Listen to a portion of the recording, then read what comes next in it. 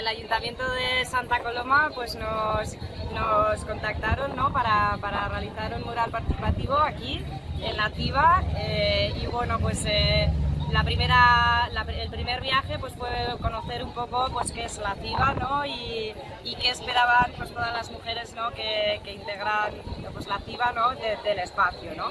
Entonces pues a través de sus reflexiones pues fuimos atando hilos, ¿no? Y al final pues surgieron un montón de ideas con las que pues realizamos el diseño, ¿no?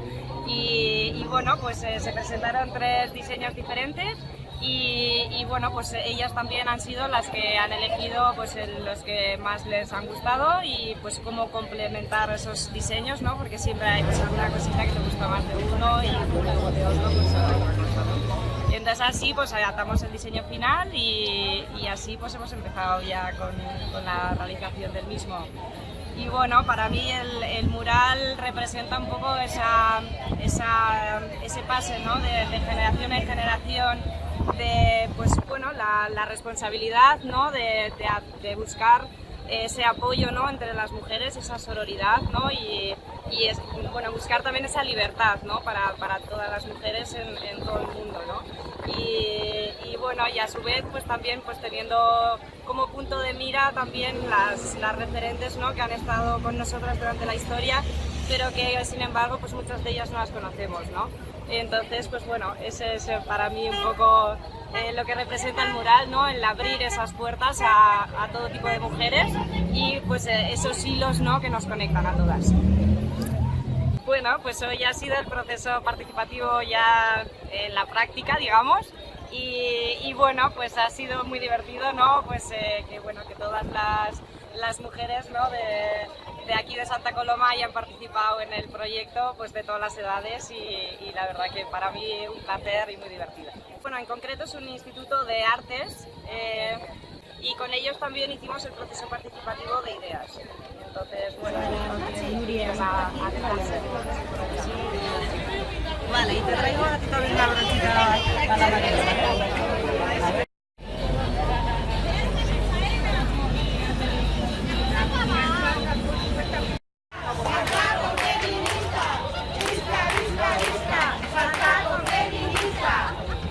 La CIVA serà precisament, com ara comentava la Iranxo, un espai que ens ha de permetre sobretot reivindicar el paper de les dones en el món, però també reivindicar els seus drets des del punt de vista de drets de ciutadania.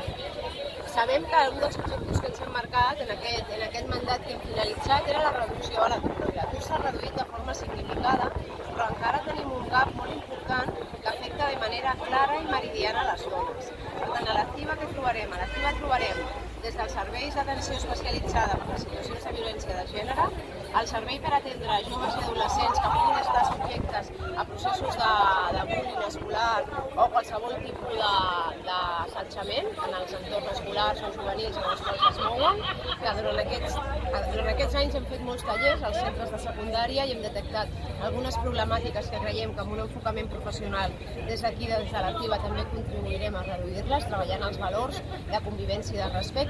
Després tindrem tota una planta dedicada a biblioteca i memòria històrica, on financiarem i donarem suport a les investigadores i investigadors que vulguin fer recerca en el reconeixement del paper de les dones en la transformació de la nostra ciutat i en general. I tot el projecte de la CIVA està molt relacionat amb el compliment dels objectius de desenvolupament sostenible.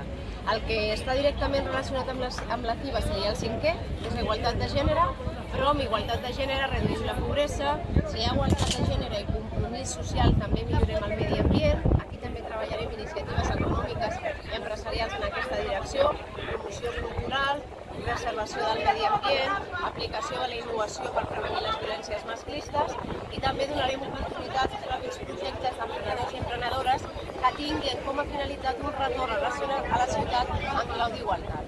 I tot això és la CIVA i moltes coses més que seran en el futur, perquè de fet és com el mural que la Iranxo ens ha oferit poder compartir amb les dones de la nostra ciutat. Serà un espai de creativitat, igualtat, de llibertat i especialment un espai per situar Santa Coloma en el món i fer-ho amb els valors identitaris que formen part de la nostra personalitat. Centre com el que nosaltres plantegem per desenvolupar una política política integral per reduir les desigualtats en biaix de gènere serà l'únic de Catalunya, l'únic d'Espanya i d'aquestes característiques m'atreviria a dir l'únic d'Europa. Perquè sí que és veritat que s'han creat en algunes capitals europees els Women Research Center, però no són exactament el que nosaltres farem aquí. És a dir, tracten algunes qüestions relacionades amb la desigualtat de gènere, però no donen una perspectiva integral, que és la que nosaltres volem donar, implicant també els homes en tot aquest gran projecte que desenvoluparem en aquests 6.000 metres quadrats, que estic convençuda que aviat se'ns quedaran curts.